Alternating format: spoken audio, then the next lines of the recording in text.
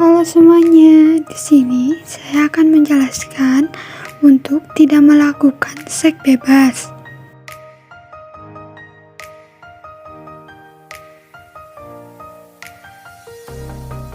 Seks bebas adalah kebiasaan melakukan tindakan seksual yang bebas, terlepas dari tujuan seks, yaitu sarana untuk memperoleh kepuasan dan relaksasi dalam kehidupan manusia. Seks bebas juga merupakan salah satu bentuk seksual yang mengaliri keinginan seksualnya kepada siapapun yang diinginkannya, dan yang diinginkannya dilakukan biasa di tempat prostitusi, dilakukan sebagai perselingkuhan atau remaja yang belum menikah. Seks bebas dapat terjadi karena tidak ada pengendalian diri sendiri untuk menjaga perilaku dari resiko yang dapat berakibatkan fatal. Macam-macam perilaku seks bebas. 1. Pranikah adalah perilaku hubungan seks pranikah di kalangan remaja yang disebabkan oleh faktor internal dan eksternal. Faktor internal disebabkan oleh pertumbuhan psikologi dan psikis, sedangkan faktor eksternal adanya dorongan dari lingkungan untuk melakukan hubungan pranikah. Kumpul kebo adalah hubungan seks yang dilakukan berulang-ulang oleh seorang laki-laki dan perempuan, sebagaimana layaknya pasangan suami istri, namun tidak ada ikatan pernikahan yang sah. Pelacur adalah perbuatan perzinahan hubungan seks bebas di luar pernikahan yang sah antara pria dan wanita dengan motif pemuas nafsu seks yang salah satu pihak memberi imbalan jasa pada pihak lainnya. Istilah lainnya bagi pelacur adalah pekerja seks. Gigolo adalah lain pelacur, lain pula gigolo. Pada pelacur laki-laki yang butuh nafsu seksnya dipuaskan dan memberikan imbalan pada perempuan. Homoseksual seperti gay, lesbi, dan pemerkosaan. Dampak dari seks bebas. Dampak seks dari fisik anak sering infeksi dengan infeksi menular seksual atau IMS. IMS dapat ditularkan melalui satu orang ke orang lain melalui aktivitas seks. Selain dampak seks secara fisik, dampak negatif juga dirasakan secara psikologis atau mental anak. Nah, teman-teman, di sini ada beberapa jenis infeksi menular seksual. Ada chlamydia. Chlamydia yang disebabkan oleh bakteri Chlamydia trachomatis. Nah, penyakit ini biasanya menular melalui seks anal, oral, vaginal, dan saling bersentuhan alat kelamin. Nah, ciri pada laki-laki yang terkena penyakit chlamydia biasanya muncul gejala berupa peradangan pada saluran kencing, demam, keluarnya cairan dari penis dan terasa sakit, atau rasa berat pada kantong buah zakar. Nah, sedangkan pada perempuan ditandai dengan infeksi pada saluran kemih dan serviks, infeksi rahim, iritasi dan keluarnya cairan asing dari vagina, sakit perut bawah, dan terjadi pendarahan di luar waktu menstruasi.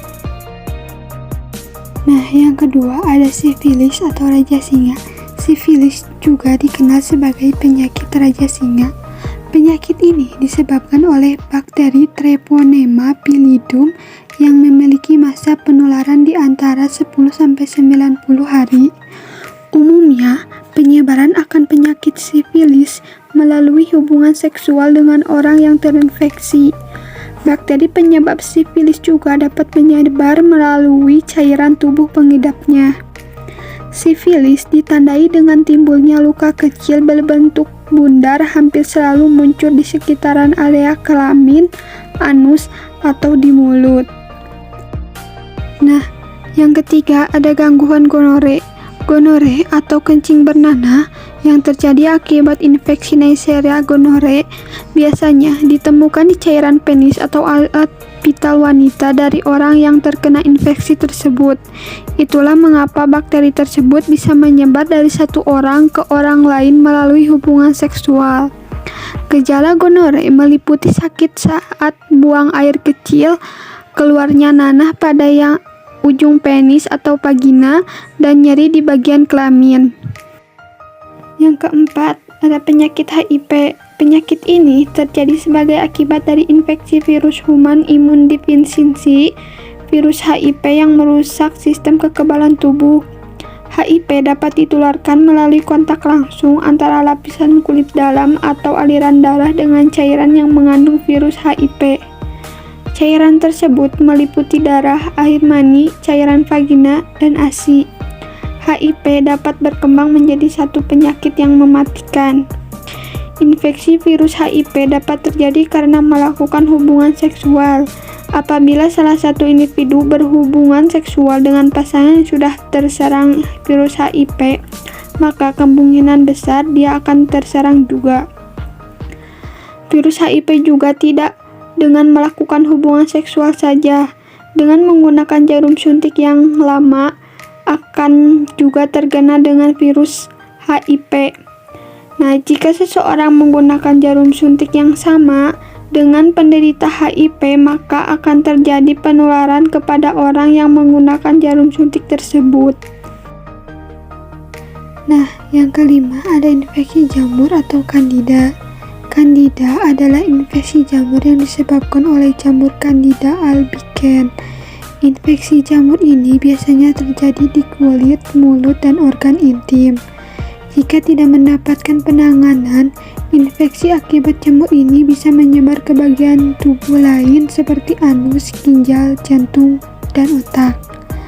Nah, ciri-ciri bagi perempuan yang terjangkit infeksi jamur dapat berupa terasa gatal di sekitar area vagina, sedangkan bagi laki-laki munculnya warna merah pada ujung penis.